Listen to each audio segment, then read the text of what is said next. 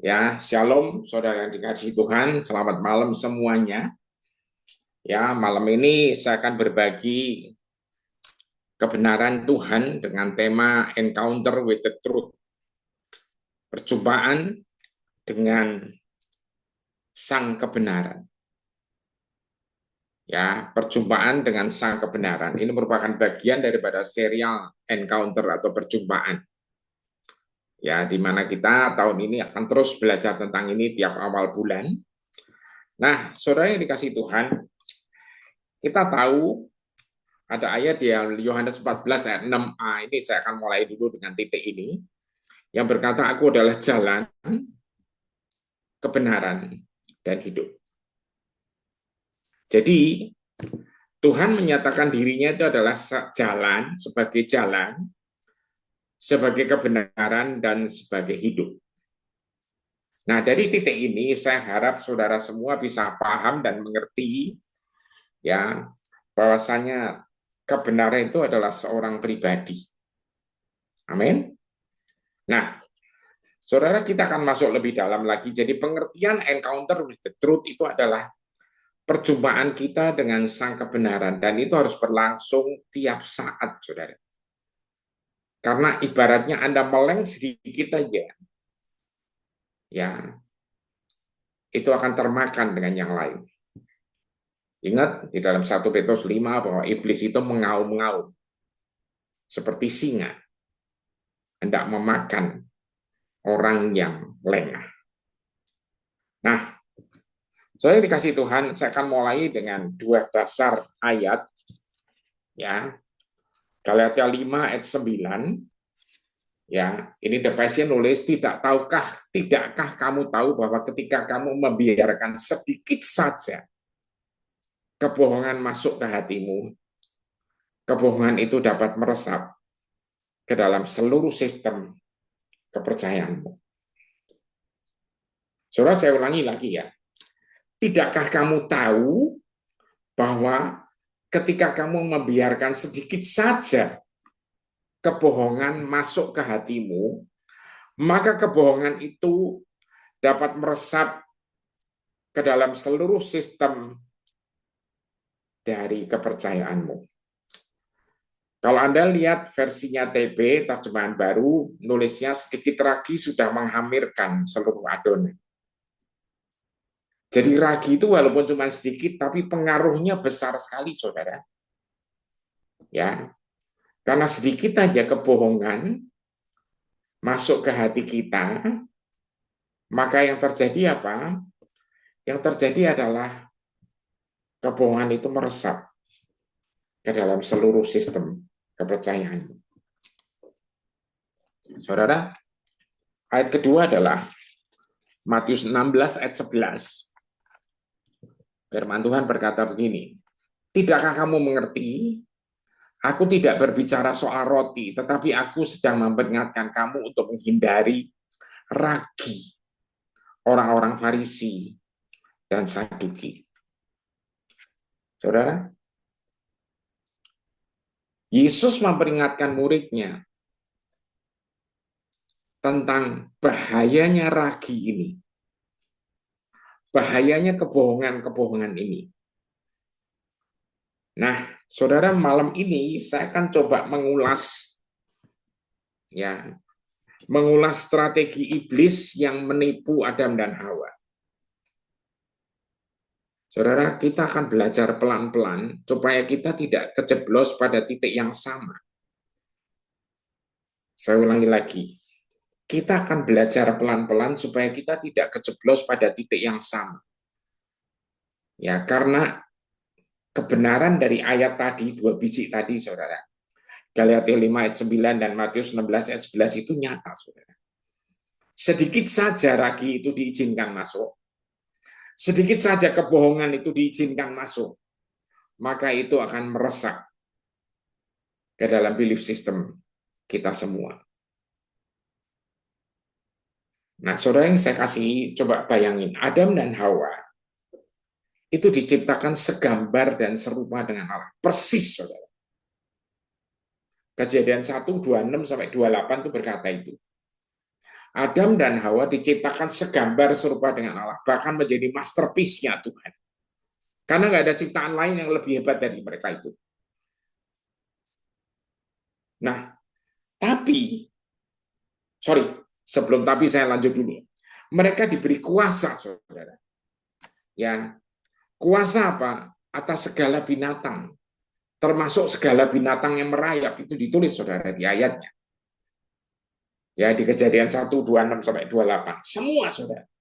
Bahkan Adam, karena diberi kuasa itu, dia berhak memberikan nama kepada seluruh ciptaan itu. Seluruh makhluk ciptaan itu dia yang memberi nama. Nah, saudara yang saya kasih, saya akan masuk, saudara, Kejadian 3 ayat 1. Saudara lihat baik-baik ya. Terjemahan barunya, TP berkata, apapun ular ialah yang paling cerdik dari segala binatang di darat yang dijadikan oleh Tuhan Allah. Lihat ya, yang menciptakan ular ini siapa? Saudara tahu ya? Yang menciptakan siapa, saudara? Tuhan Allah. Ular itu berkata kepada perempuan itu, tentulah Allah berfirman, semua pohon dalam taman ini jangan kamu makan buahnya, bukan? Saudara lihat ya, Alkitab menyatakan ular ini diciptakan Allah, ya, ya, tapi dia paling cerdik. Nah, saya menduga, saudara, terminologi cerdik ini disematkan atau ditempelkan kepada ular karena apa? Kalau ngomong masuk akal. Kalau ngomong enak, saudara. Ya. Jadi diajak ngomong itu omongannya enggak ngekang mana-mana, saudara. Dalam artian kalau diajak ngomong itu beneran pinter deh. Saudara, ingat baik-baik, ular itu diciptakan Tuhan. Tapi disusupin sama iblis. Lewat mana? Mindsetnya si ular. Saudara, The Passion nulis, sedangkan ular adalah yang paling licik. Ya, di antara semua makhluk hidup yang telah diciptakan Allah Yahweh. Dengan berbelit-belit dia bertanya kepada perempuan itu, apakah Allah benar-benar berkata kepadamu, kamu tidak boleh memakan buah dari setiap pohon di taman ini? Bahasa Inggrisnya, now the snake was the most cunning of all living beings that Yahweh God had made. He deviously asked the woman, did God really tell you, you must not eat fruit from any tree of the garden? Saudara, ya, lihat betul-betul, lihat, perhatiin, saudara. Caranya. Nah, saya sempat sempat membaca di dalam kamus KBBI, Kamus Besar Bahasa Indonesia. Arti kata dari cerdik itu adalah cepat mengerti tentang situasi, satu, pandai mencari pemecahannya, pandai mencari solusi. Namun kecerdikan juga dapat menjadi unsur negatif, yaitu licik, menguntungkan diri sendiri dengan cara tipu muslihat, dan mungkin dengan cara memanfaatkan orang lain. Berarti saudara ya, jadi mungkin kecerdikan ini ya juga punya unsur negatif yaitu licik yang menguntungkan diri sendiri dengan cara tipu muslihat dan mungkin dengan cara memanfaatkan orang lain. Saudara, di dalam The Passion, di dalam Kejadian 3 ayat 1 ini ada note-nya tentang cerdik ini. Ada note-nya tentang yang disebut dengan harfiahnya ya, tentang ular ini disebut nakhas ya, satu istilah yang sangat luas dalam bahasa Ibrani, sangat fleksibel, saudara. Ya, kata itu dapat fungsi sebagai kata benda. Ya, kata nakhas ini, nacas ini bisa jadi kata benda, yaitu ular, sebagai kata kerja yang artinya adalah mempraktekkan penipuan atau mempraktekkan nujum atau hipnotis. Saudara, berikutnya lagi, kata ini juga bisa menjadi ya kan, kata sebentar, kata sandang tertentu atau adjektif atau kata sifat ya yang bisa disebutkan sebagai yaitu peramal atau penipu ya. Tapi juga sebagai kata sifat bisa berarti bersinar atau berkilauan atau mengkilat. Nah, saudara yang dikasihi Tuhan, kalau Anda lihat, perhatikan ini, saudara, perhatikan ini. Jadi ular ini, satu adalah ciptaan Tuhan, dua adalah dia cerdik.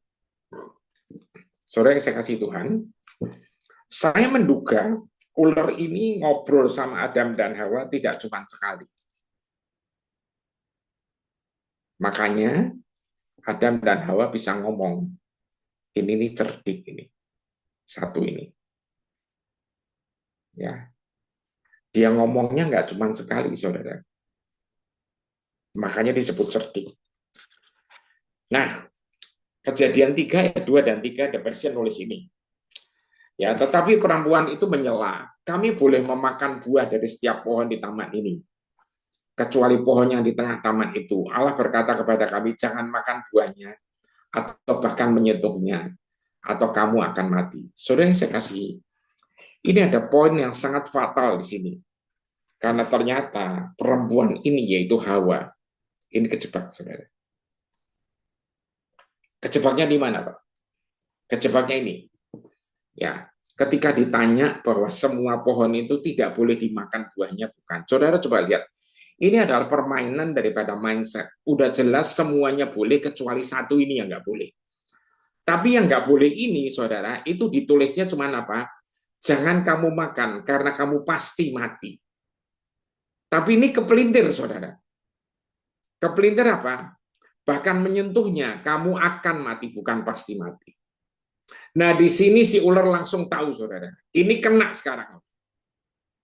Ya, si Hawa ini kena. Bahkan Adam pun tidak ikut ngomong nih. Kena dua-duanya, saudara. Jadi saudara yang saya kasihi, ya saya menduga dan hampir pasti saya yakin ular tidak ngomong cuma sekali untuk urusan ini. Dia ngomongnya pelan-pelan, saudara. Ya, dia ngomongnya mungkin bilang awalnya, mungkin nih saudara, ya semua ini boleh kamu makan nggak sih? Ya kan? Ya, yang benar boleh semua. Jadi mindsetnya, saudara, ininya dipengaruhi. Nah, saudara, ayat 4 dan 5, ularnya langsung ngomong. Tapi ular itu berkata kepadanya, kamu pasti tidak akan mati. Allah tahu bahwa pada saat kamu memakannya, matamu akan terbuka. Dan kamu akan menjadi seperti Allah, mengetahui yang baik dan yang jahat. Saudara, terminologi mengerti gini-gini. Terminologi serupa dengan segambar dengan Allah itu tidak ditentukan soal mengetahui baik dan jahat, saudara. Tapi dari awal sudah ditentukan, diciptakan segambar serupa dengan Allah. Tapi sama iblis dipelintir. Ya, Allah tahu bahwa kamu kalau makan itu matamu akan terbuka dan tahu tentang yang baik dan yang jahat. Saudara yang saya kasih, kalau disebut Adam dan Hawa matanya buta ya nggak mungkin, saudara. Dia tahu kok ada ular, dia tahu ada buah itu, dan Alkitab juga menunjukkan, ya kan, ya dia melihat buahnya itu memang menarik akhirnya nanti. Saya tadi tidak bahas itu, saudara, sekarang ini. Tapi saya mau ajak Anda lihat baik-baik. Lihat apa? Ya, bahwasannya tipuan ininya masuk, saudara. Si ular atau si cerdik ini licik banget, saudara. Nah, saya mau ingetin lagi, saudara, ya. Saya mau ingetin lagi, semua saudara yang dikasih Tuhan, ya, anak-anak Tuhan harus hati-hati, saudara. Ya, karena apa? Model ular-ular ini berkeliaran terus, saudara, di sekitar kita. Halo, ya. Kelihatannya omongannya make sense, saudara. Pelan-pelan, tahap demi tahap, nanti ujungnya di twist, saudara, langsung. Jadi ini setelah sekian kali diajak ngomong, berkali-kali diajak ngomong. Ya, saudara, ini jujur aja, saudara. Kita kalau sudah percaya sama orang, makanya terlalu banyak cerita, saudara, bagaimana ya di dalam segala hal, soal kerjaan, soal bisnis, percaya, wah semuanya lancar, semuanya baik, tiba-tiba di belakangnya ya kan nipu. Pernah dengar cerita itu, saudara? Halo, pasti pernah kan? Nah, saudara, yang saya kasih coba hati-hati. Tapi saya tidak akan bahas kesononya dulu. Saya mau bilang, saudara, strategi tipuan ini, ya, strategi tipuan ini, itu memang ahlinya ada di iblis, saudara. Dan ini, saudara, ini yang dipakai, ya, zamannya Adolf Hitler. Ya, waktu itu beliau Adolf Hitler ini mengangkat seseorang namanya Joseph Goebbels, saudara. Ya, dia itu doktor filsafat, pinter, saudara, memang. Ya, ini cerdik juga otak. Dia diangkat sebagai menteri propaganda supaya apa? Mempropagandakan kebenaran versinya nasi. Dan dia bilang itu yang paling betul. Dia menyebutkan bahwa bangsa Arya yaitu Jerman adalah yang paling hebat. Ya, dan sebagainya dan sebagainya. Tapi ada satu kalimat juga yang quotes-nya dia yang terkenal, apa saudara? Ucapkanlah kebohongan itu terus-menerus, maka lama-lama orang akan menganggapnya sebagai kebenaran. Halo. Ini terjadi, saudara. Terjadi gimana? Ketika orang dikasih tahu segala kebohongan, sekali nggak mempan, nggak apa-apa. Dua kali nggak mempan, nggak apa-apa. Tiga kali nggak mempan, terus saja diomongin. Ya kan? Ini contoh aja, contoh sederhana. Kalau Anda sama saya, ya kan, lagi jalan-jalan di satu mall yang gede banget. Contoh nih, Anda dan saya di satu mall yang gede banget. Di luar hujan, di luar siang, di luar malam, Anda nggak tahu. Betul nggak? Halo? Ya. Terus di luar hujan, di dalam diomongin, nggak hujan, nggak hujan, nggak hujan. Terus saja. Lama-lama di sini Anda akan bilang, oh iya ya nggak hujan, nggak hujan, nggak hujan. Saudara, coba renungin sebentar. Apakah penjelasan saya ini bisa diterima? Saudara yang saya kasih, coba. Ini permainan mindset, saudara. Jujurin permainan mindset. Karena kalau Anda tahu ini, ya, maka harusnya kita nggak akan gampang ketipu. Halo, saudara. Terlalu sering kita ini mudah percaya dengan apa? Dengan satu statement-statement yang kayaknya make sense. Ya, saudara yang saya kasihi, ya banyak terjadi, ya kan, udah tahu kebenarannya ABCDE. Tapi kalau yang terus-menerus didengerin adalah kebenaran palsu, yaitu XYZ, maka lama-lama orang akan bilang, iya sih, yang benar tuh XYZ, Pak, bukan ABCDE. Kenapa kok Bapak masih kekeh aja ABCDE? Harusnya Bapak ngomong dong, ya kan? Ya, ngomong XYZ juga, gitu loh. Nah, sore saya kasih hati-hati ya, hati-hati. Ya, karena adanya seorang yang namanya Joseph Goebbels ini, saudara, ya propagandanya memang cukup berhasil kala itu. Dan dia rupanya berguru sama ular ini, saudara. Ya, saya akan cerita tentang kisah 12 pengintai sekarang. Ya, ketika Tuhan akan membawa umat pilihannya masuk ke tanah perjanjian, dia minta 13, bilangan 13 ayat 1 dan 2. Ya, Tuhan berfirman kepada Musa, serulah beberapa orang mengintai tanah Kanaan.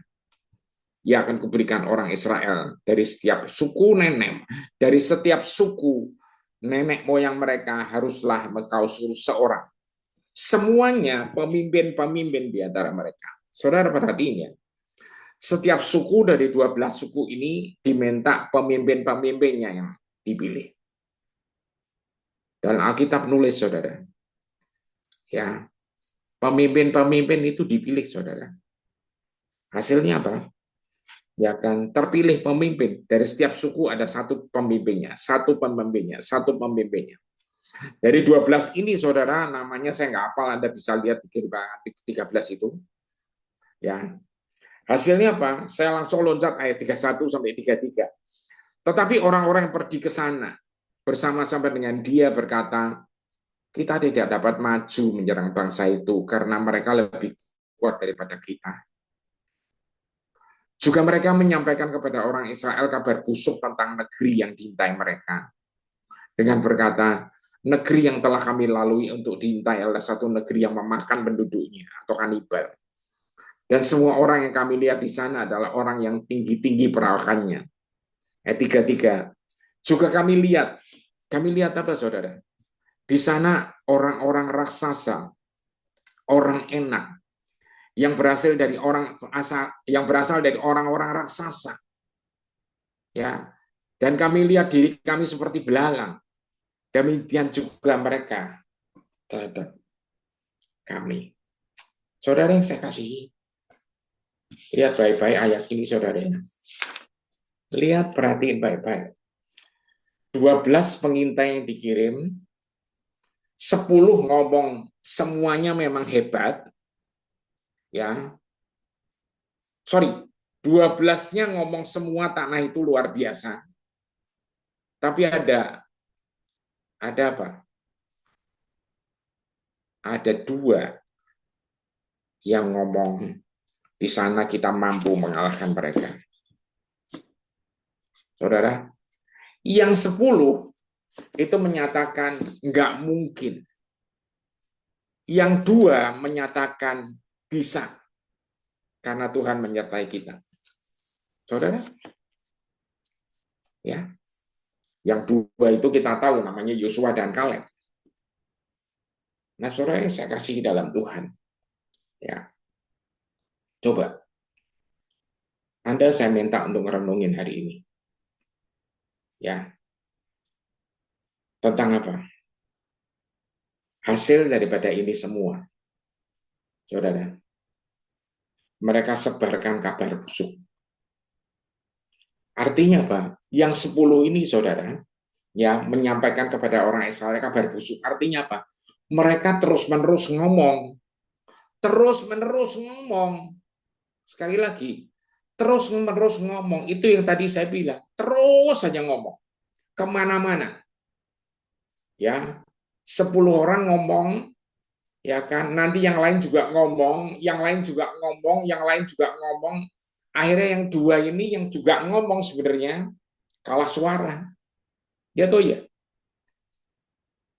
Saudara yang saya kasih seberapa sering, saudara, ya, kalau ini dilakukan dengan voting atau ambil suara, yang menang 10 atau yang 2, saudara? Pasti yang 10 kan? Ya. Nah, hari ini saya mau ajak Anda, saudara, ya, untuk merenung tentang apa perlunya kita semua sebagai anak Tuhan setiap hari itu belajar seperti apa? Seperti Yosua, seperti Kaleb. Saudara, ya, saya pengen setiap Anda bisa ngerti, saudara, strategi iblis menipu setiap kita.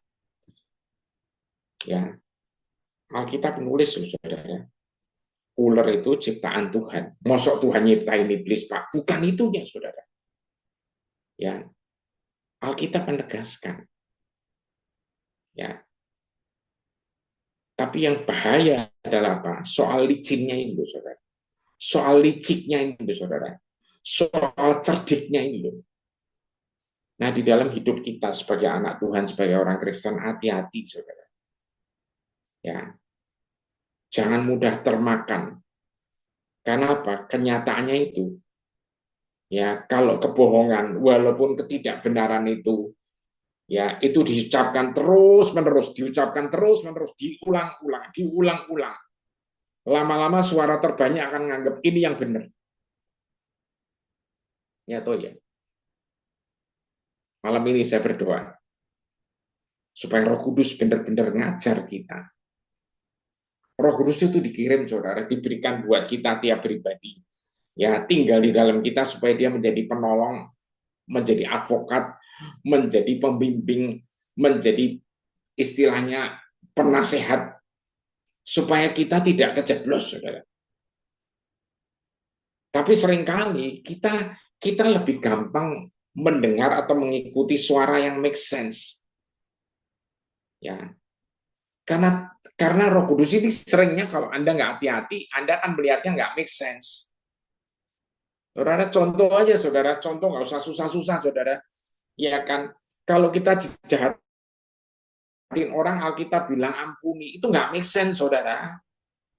Ya, itu nggak make sense. Tapi di dalam perjalanannya, ya kan, ya kita sering mudah ditipu, saudara. Ya, makanya saya belajar dari kesaksian istri saya yang sembuh dari autoimunnya, itu bicara tentang kebenaran itu di atas fakta. Kita hidup di tengah fakta-fakta yang berkeliaran, ya fakta-fakta yang selalu ada, yang gampang dilihat mata, yang make sense, tapi hati-hati sekali lagi. Anda harus hidup berdasarkan kebenaran demi kebenaran.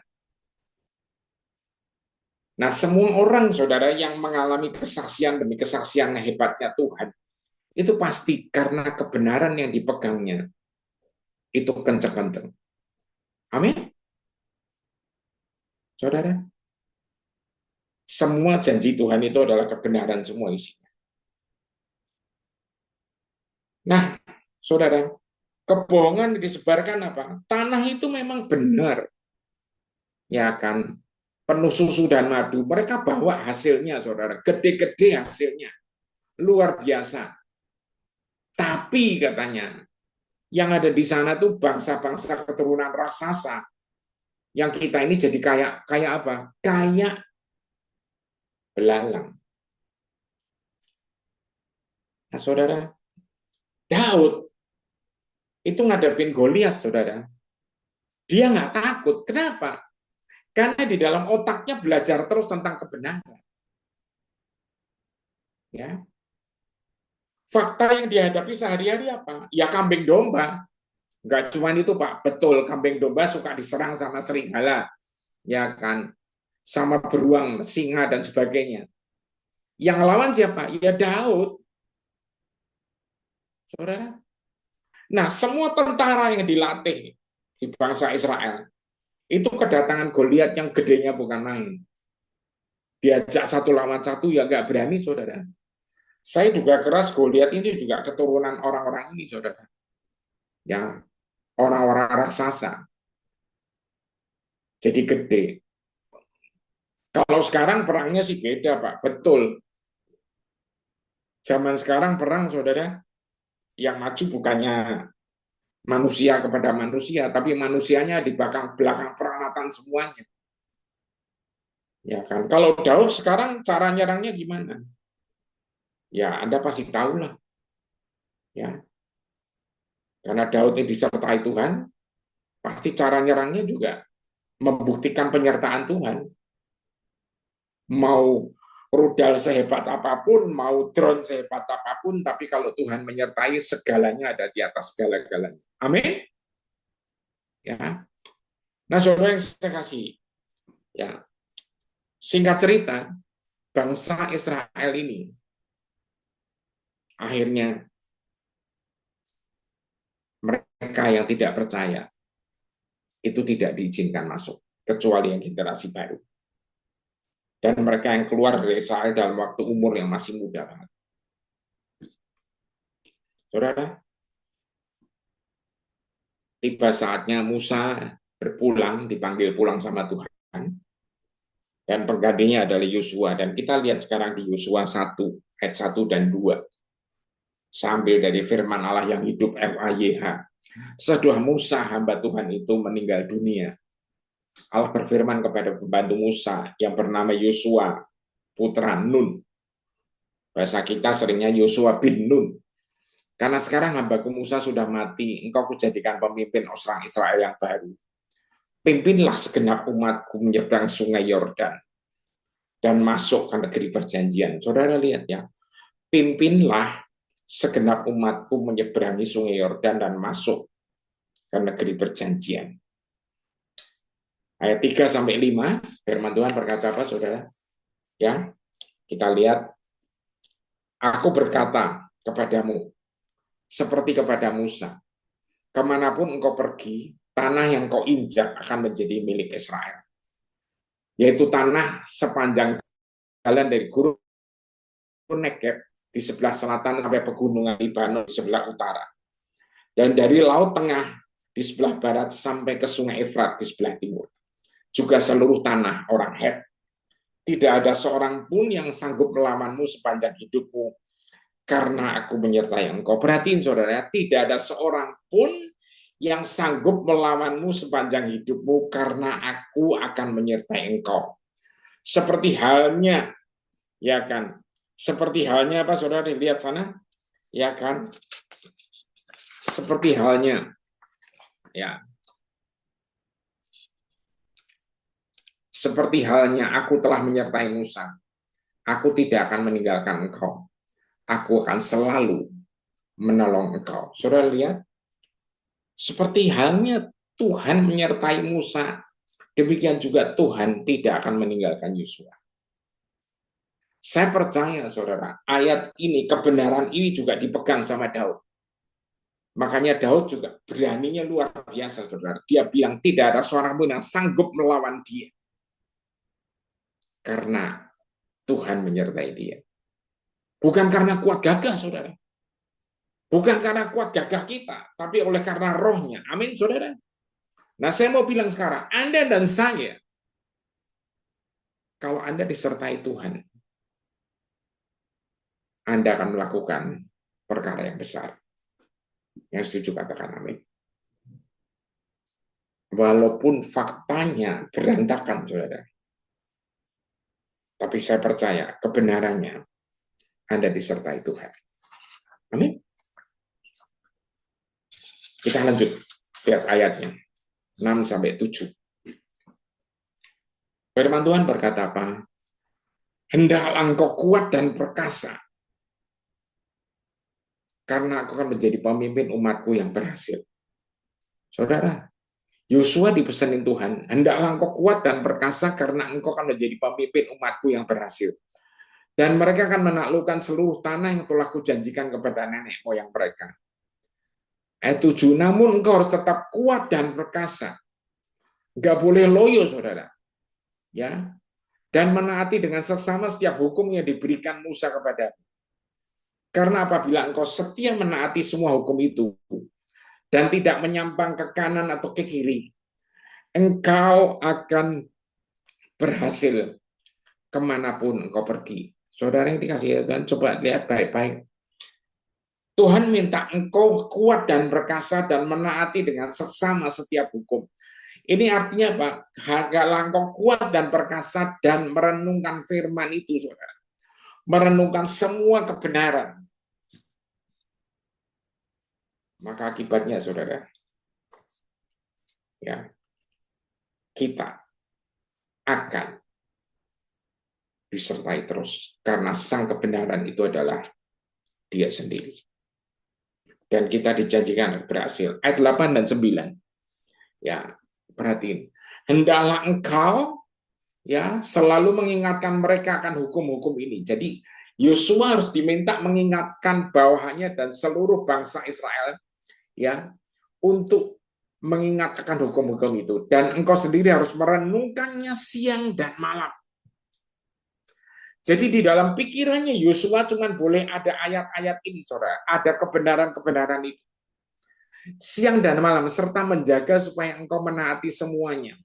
Dengan demikian engkau akan diberkati dan selalu berhasil. Saudara perhatiin, ya, diminta kepada seluruh bangsa untuk diingatkan akan hukum-hukum ini, aturan-aturan Taurat itu, tapi Yosua sendiri harus merenungkannya siang dan malam, karena di pikirannya tidak boleh ada fakta-fakta yang lain, kecuali ada kebenaran-kebenaran. Kebenaran bahwa apa? Dia disertai Tuhan, dan karena penyertaan itu ya dan amin, maka dia akan menang. Tapi sekali lagi, saudara, fakta-fakta di luar ini terus juga menghajar Yosua. Tapi dia harus memilih untuk filter itu. Dia harus tutup telinga, tutup mata terhadap semuanya itu. Saya berdoa supaya Roh Kudus juga menuntun kita semua. Satu persatu, saudara. Karena kebohongan-kebohongan iblis itu begitu gampangnya nular, saudara. Terus terang. Ya, begitu gampangnya nular. Ya, orang yang udah tahu kebenaran bahwa engkau dikasihi sama Tuhan, ya, berkali-kali engkau merenungkan dan tiap hari engkau berdoa dan bersyukur, Tuhan mengasihi aku, Tuhan mengasihi aku. Giliran di luar, saudara, ada yang bisikin, beneran yakin lu Tuhan mengasihi lu? Buktinya kamu mengalami ini. Bisa liwat itu, saudara, semuanya. Liwat apa, Pak? Artinya semuanya bisa rontok luntur, nggak karu-karuan gitu. Ya. Saya percaya kita ngalamin. Saya juga pernah ngalamin. Sebab itu, saudara, kita harus belajar dari Yosua. Siang dan malam harus direnungkan, serta menjaga supaya engkau menaati semuanya. Dengan demikian engkau akan diberkati dan selalu berhasil. Ayat 9. Ya, hendaklah engkau kuat dan perkasa. Jadi kuat dan perkasa, saudara. Jangan loyo. Singkirkan ketakutan dan kebimbangan. Singkirkan semua ini, termasuk kekhawatiran. Saudara, kalau Anda lihat 1 Petrus 5 ayat 7 yang lanjutannya bilang tentang ingat, lihat iblis itu mengaum-ngaum seperti singa yang hendak menelan siapapun yang bisa ditelannya. Itu di depannya sebenarnya ayatnya bicara tentang janganlah khawatir, saudara. Janganlah bimbang. Filipi 4 ayat 6 dan 7 bilang janganlah khawatir akan segala sesuatu hal. Tepesian nulis janganlah terseret kepada segala kekhawatiran itu. Ya, sampaikanlah segala keluhanmu atau curhatmu itu kepada Allah, pada Tuhan dengan doa dan ucapan syukur. Curhatlah sama Tuhan, saudara. Ya. Karena apa? Karena kalau Anda sudah curhat sama Tuhan, Filipi 4 ayat 7 bilang apa? Maka damai sejahtera Allah yang melebihi segala akal itu akan memenuhi seluruh hidup kita. Amin. Saudara, singkirkan ketakutan dan kebimbangan. Karena ingatlah, Tuhan Allahmu menyertai engkau kemanapun kau pergi. Banyak selalu, saudara, terjadi apa? Dibisikin sana-sini, nggak karuan, saudara. Ya, karena faktanya memang gitu. Ya, saudara. Perjalanan saya melihat istri saya terus terang ngomong, saudara. Ya, tiap tes darah itu saya juga deg-degan. Tapi dianya enggak, saudara. Ya. Jadi saya pun harus belajar. Belajar apa? Hanya percaya pada kebenaran. Mau ditesnya kayak apa? Yaitu cuma ketikannya ada di kertas. Angka-angkanya ada di kertas. Tapi kebenaran janji Tuhan itu tidak pernah bergeser. Amin. Saudara, kita akan masuk kepada ayat-ayat lagi untuk menutup renungan ini.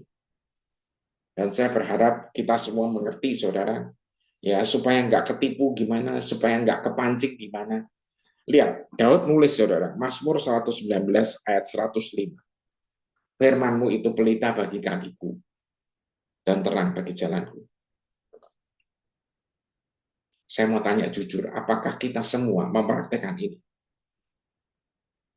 Kita memakai firman Tuhan, yaitu kebenaran Tuhan itu, sebagai pelita bagi kaki kita dan terang bagi jalan kita. Karena cukup sering kita jalan cakar PTW, saudara. Tapi puji Tuhan, syukur kepada Allah, karena cintanya Dia yang luar biasa. Anda tidak ditinggalkan. Jadi seringkali kita kesasar-sasar dan kita terjebak, kita jatuh kejeblos. Ya, Tuhan tetap angkat kita. Ingat, encounter with the truth. Musa waktu tanya, murid-muridnya pertama lihat Yesus jalan di atas air, semuanya serentak ngomong itu hantu. Tapi waktu Tuhan Yesus ngomong, ini aku, jangan takut. Cuman Musa yang jawab, kalau itu engkau boleh aku jalan di atasnya. Tuhan bilang, come, berjalan di atas kebenaran. Dan dia nginjek air seperti nginjek kaca, saudara. Tapi sekali lagi, ketika dia terus memanjang Tuhan, maka dia tidak tenggelam. Tapi ketika dia meleng aja, ngelihat faktanya, saudara, bahwasanya ombaknya besar, bahwasanya anginnya gede, dia tenggelam. Dan dia ketakutan. Dia bicara, Tuhan tolong aku. Saudara, padahal Petrus ini apa? Dia bukan pemungut cukai loh, saudara, jabatannya. Ya, kalau pemungut cukai dia kecemplung air ya ketakutan kali. Tapi jabatannya apa? Nelayan, saudara. Nelayan itu kumpul air tiap hari. Ya, kecemplung itu normal buat dia. Nah, saudara, Anda lihat, ketika Anda dan saya mau setuju seperti Daud, ini loh saudara resepnya. Firman-Mu itu pelita bagi kakiku dan terang bagi jalanku. Amin. Satu ayat lagi. Yohanes 17 ayat 17. Firman-Mu adalah kebenaran. Siapa yang setuju ini adalah kebenaran? Firman Tuhan adalah kebenaran. Maka kuduskanlah mereka oleh kebenaran. Ini merupakan doa Yesus kepada Bapa sebelum dia menuju Getsemani untuk habis itu ditangkap dan lanjut aniaya, lanjut disalib. Dan dia berkata ini, firman-Mu Bapa itu adalah kebenaran. Konsisten. Karena kebenaran itu bukan sekedar tulisan atau kata-kata, tapi seorang pribadi. Maka kuduskanlah mereka. Saudara, pengertian kuduskan ini bahasa Inggrisnya adalah sanctify, atau bahasa Yunaninya hagiaso, yaitu holy, sacred, atau devoted to God. Ditujukan untuk Tuhan. Ya, fundamentalnya adalah dasarnya, the fundamental idea is separation. Jadi idenya pengudusan ini dipisahkan, saudara. Ya, dipisahkan apa? Karena ketika Anda jalan di dalam kebenaran, Anda jalan dengan sang kebenaran, maka semuanya ini Anda terpisah dengan semua fakta dunia. Soalnya saya berdoa, tidak satupun dari saudara dan saya yang nanti-nantinya, ya, yang nanti-nantinya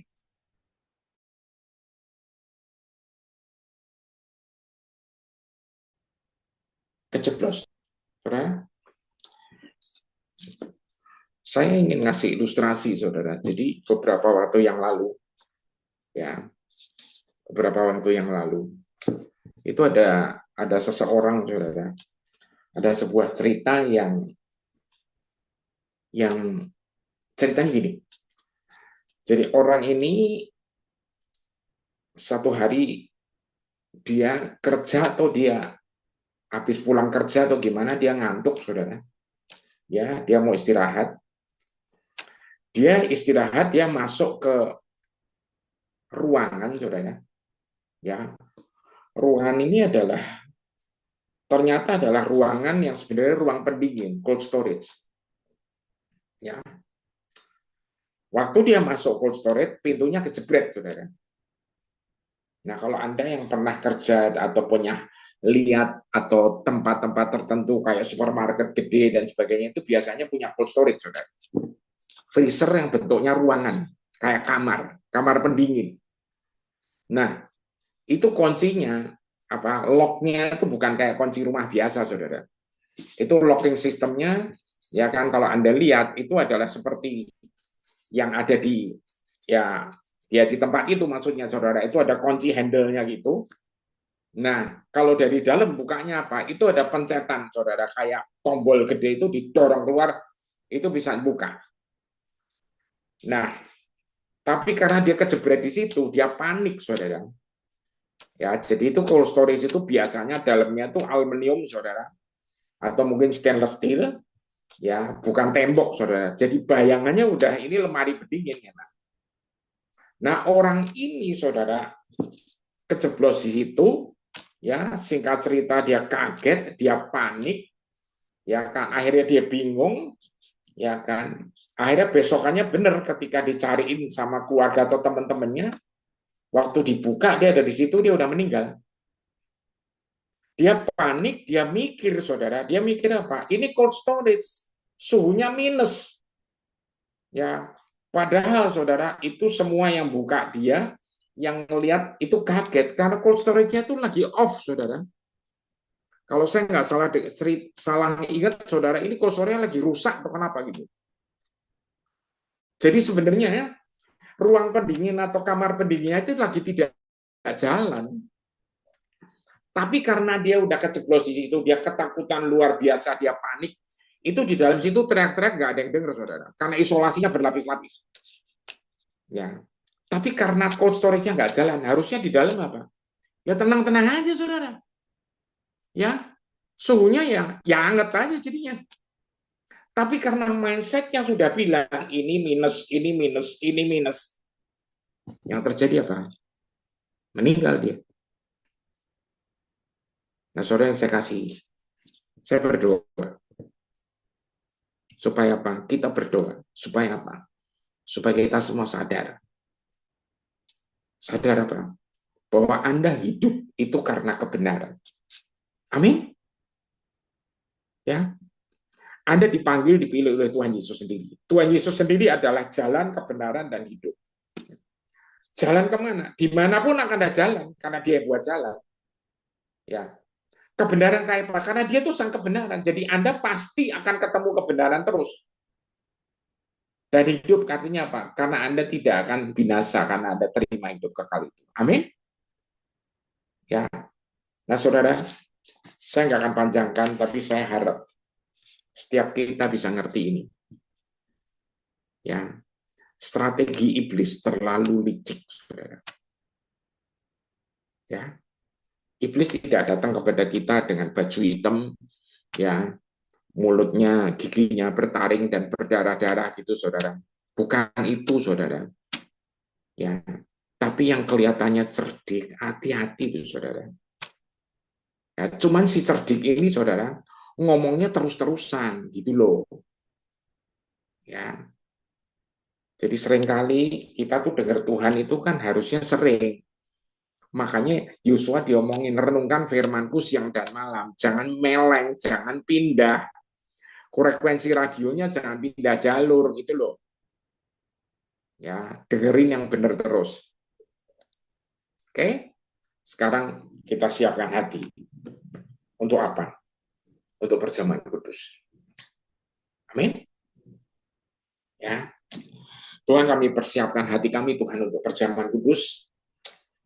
Dan kami percaya Tuhan, rancangan-Mu atas kami itu rancangan yang luar biasa. Kepikiran-Mu dan kepikiranku Tuhan, kepikiran kami, itu seperti tingginya langit dari bumi.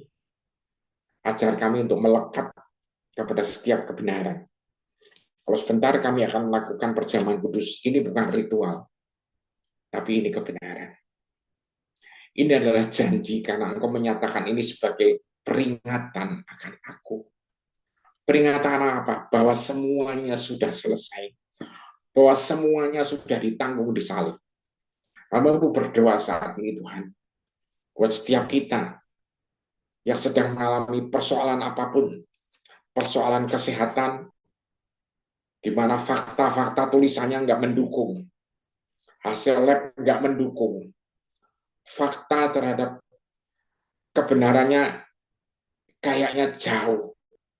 Tapi kami percaya, kami memilih untuk percaya kepada kebenaran, bahwasanya Pak, oleh bilur-Mu kami sembuh. Kami juga berdoa Tuhan buat kami, buat siapapun yang sedang mengalami kekurangan, masalah finansial. Kami tahu Tuhan, faktanya ya semua nilai tabungan, nilai bank semuanya berantakan.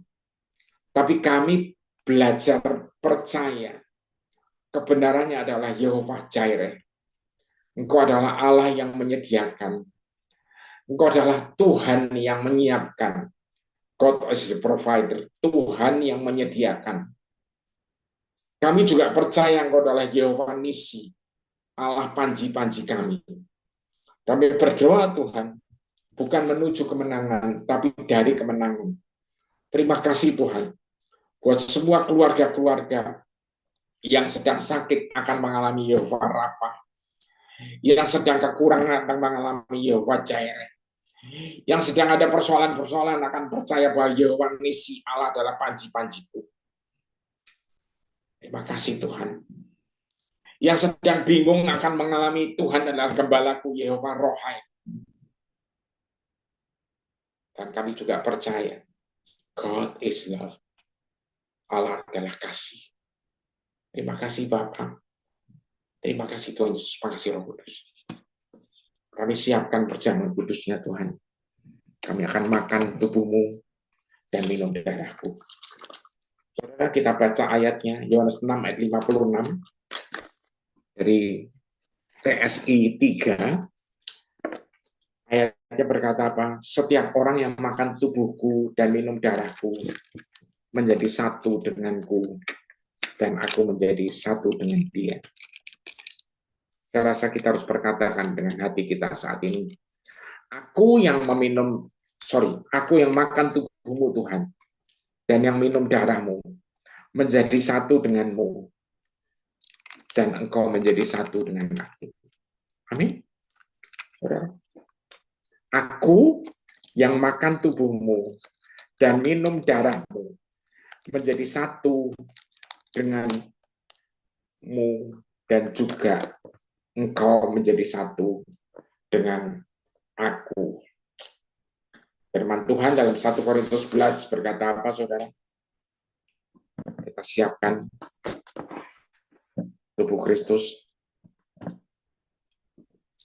Sebab apa yang telah kuteruskan kepadamu, telah kuterima dari Tuhan, yaitu bahwa Tuhan Yesus pada malam waktu ia diserahkan, ia mengambil roti, dan setelah itu ia mengucap syukur atasnya, dan memecah-mecahkannya dan berkata, inilah tubuhku yang diserahkan bagi kamu.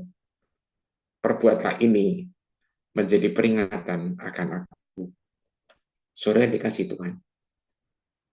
Bukankah tubuh yang dipecah-pecahkan ini adalah untuk kita semua?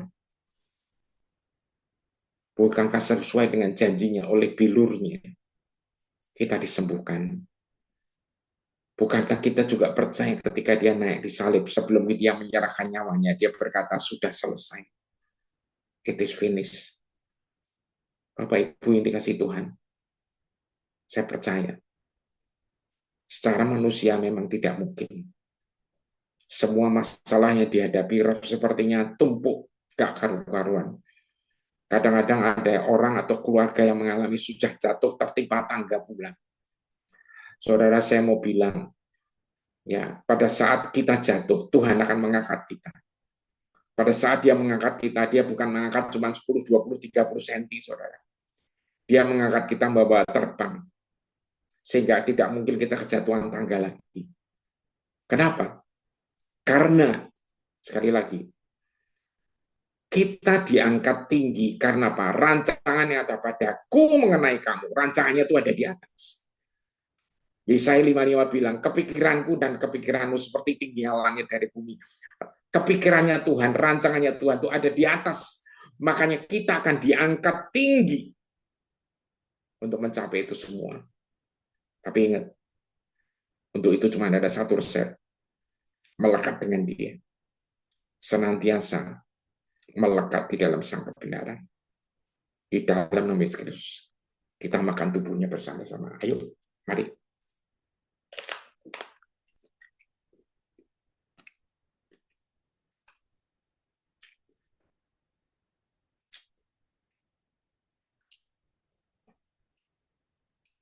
Demikian juga yang mengambil cawan. Sudah makan lalu berkata, cawan ini adalah perjanjian baru yang dimeteraikan oleh darahku.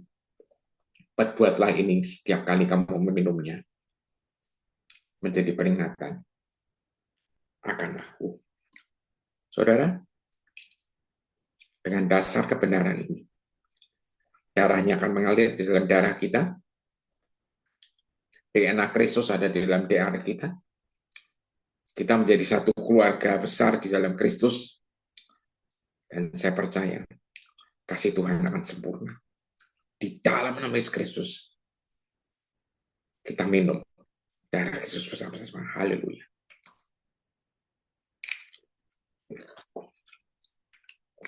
Terima kasih Tuhan. Bapak yang bersyukur buat kebenaran-kebenaran-Mu Tuhan. Hamba-Mu selesai bicara. Tapi Roh Kudus, Engkau akan terus berbicara pada setiap kami. Engkau akan mengingatkan kami. Engkau akan mengajar kami. Yohanes 14:26 berkata, Engkau akan mengajar segala hal. Bahkan Engkau akan mengingatkan setiap janji yang sudah Kau berikan pada setiap kami. Sehingga kami tidak akan lupa setiap kebenaran yang Kau berikan pada kami. Kami tidak mau ketipu Tuhan. Karena kami tahu, pada saat tipuan-tipuan itu datang, kami tidak akan menanggapinya.